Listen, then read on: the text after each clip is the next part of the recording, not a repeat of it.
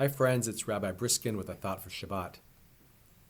50 years ago this month, Rabbi Sally Priesand broke barriers when she became the first woman ordained by a rabbinical seminary, my alma mater, the Hebrew Union College Jewish Institute of Religion. Now it's appropriate to invoke the name of Rabbi Priesand this week and to celebrate her achievement in breaking a barrier, especially because this week's Torah portion called Emor describes the various barriers that some of the ancient priests faced thousands of years ago that kept them from fully serving the people. The portion describes the physical defects that disqualified a Kohen, a priest, from offering the sacred fire in the inner sanctum of the temple.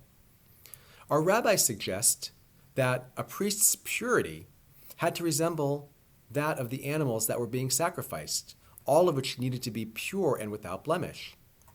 Therefore, a priest could not be blind or have a limb that was too short or too long. He could not be a hunchback or a dwarf or have a growth in his eye or scurvy. These and other so-called defects disqualified the priest from offering the sacred fire, even though intellectually he was fully capable of doing so. Until 50 years ago, being a woman was considered a defect that would disqualify her from becoming a rabbi. Prior to Rabbi Priesand's ordination, several women had completed the required course of study at HUC-JIR, certainly had the smarts to be rabbis, but they were prevented from being ordained simply because they were women. A little over 30 years ago, being an openly gay or lesbian rabbi was seen as a defect and kept them from enrolling in rabbinical school, and sometimes later from being ordained.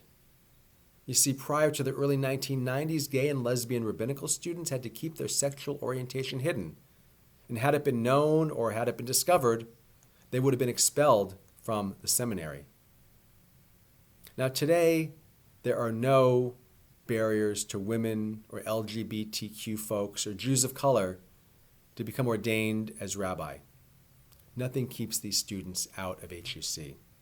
Now, while there are no barriers to admission or ordination, we nevertheless still hear some stories about the harassment and discrimination that they experience, sadly, and sometimes in the classroom or in the interview room when they're applying for jobs, and even on the job once they are hired.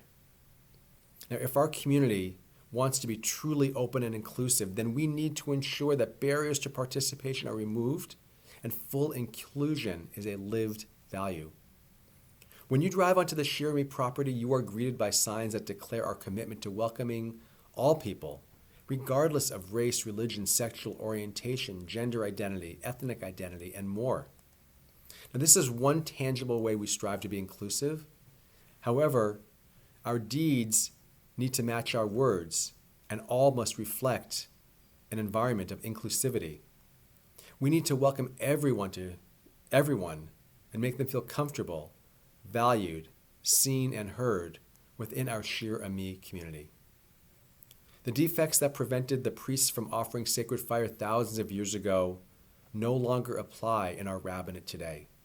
And so may our efforts to be inclusive both in our seminaries and in our synagogues, may our efforts prevail in word and in deed in all of our workplaces and especially here at Shir Ami.